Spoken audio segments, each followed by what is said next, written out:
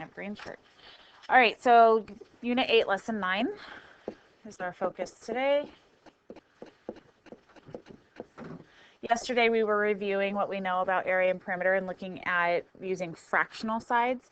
Today we're getting into volume. So our focus for today's lesson is to use a formula to find the volume of a rectangular prism. So there's some vocabulary here we need to make sure we understand in order to be successful for today. So first of all, volume is the space inside an object, but this time it's a 3D object. It's not just a flat rectangle or a flat square.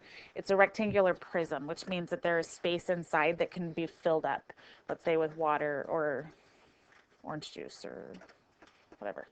Okay? So rectangular prism is a 3D object, okay? And it's basically a rectangle.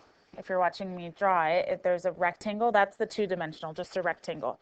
But a prism is stretching out that rectangle and making it three-dimensional. Okay, so more like a box. If you think about a cardboard box or something like that, that would be a rectangular prism, okay? So looking over at your student activity book, I wanted to go over a few more vocabulary words that will help us when we're working with three-dimensional objects. Okay, one of those words is a face. Okay, so just like you have a face, this object has a face. Each side is a face. So where I've colored green, that is one face.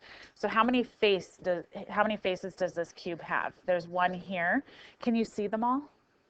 No, so you have to think abstractly here. So there's one there, there's two, there's three that are visible to us.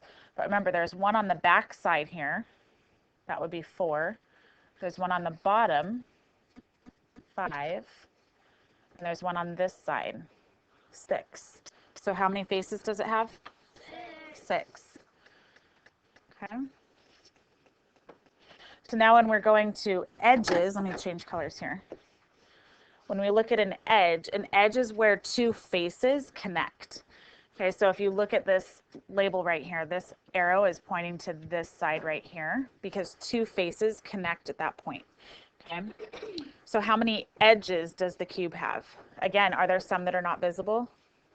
Yes, so we have to consider that. So there's one there that I've highlighted in red already. 2, 3, 4, 5, 6, 7, 8. There's 9 that are visible.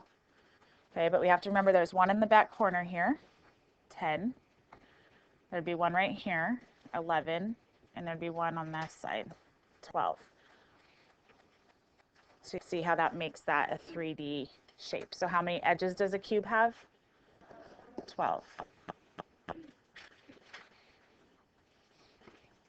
Okay, so now if we're looking at which statement is true or false, it says all the edges of the cube have the same length. So if you're thinking of a cube, remember the definition of a cube is that it's like it's a square that's been stretched out. So do all edges have the same length? Yes, this would be true. Because just like in a square, all 4 sides are equal. And in a cube, all 12 edges would be equal. How about faces? Do all the faces of a cube have the same size squares? Yes, because again, it's just squares all over the place. Okay? There's a square on this side, a square on this side, a square on this side. Each side or each face is a square. Okay? So now that we understand that vocabulary, let's look at unit cube. What we've been looking at, this square up here, is a unit cube, but here's another one drawn for you. Okay, so a unit cube has one unit on each side. So again, a unit, that could be feet, that could be inches, that could be centimeters. It just depends on what unit you're in. But the unit in general makes that a unit cube. And there's one unit on each side. That would be the length of each one. So this together is a cubic unit.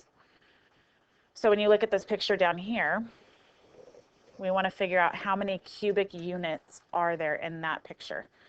And that's going to tell us the volume. So on Think Central tonight, you're going to have a lot like this where it gives you a rectangular prism, which is what this is, okay? And it will ask you how many cubic units there are and then what's the volume. So right now we're just using cubic units to count those to figure out what the volume is. So how many cubes are there here? Take some time to think about it. Remember, there's some in the middle that we can't see. Okay, so take some time, think about it, see what you come up with. All right, so if you're looking at these cubic units and you're counting them to help you find the volume, the easiest one to look at is this first face that's facing you. And you can count there's 1, 2, 3, 4, 5, 6, 7, 8, 9, 10, 11, 12 cubes on that one face. Okay, now you have to remember that that is this set of cubes right here, right? Now, how many sets of those cubes do we have? We have 1, 2, 3 sets of those cubes. Okay, so if we think 12, and there's 3 sets of those, we can think 12 times 3 to get 36, which is how many cubes there are in that rectangular prism. So therefore, our volume is 36 cubic units.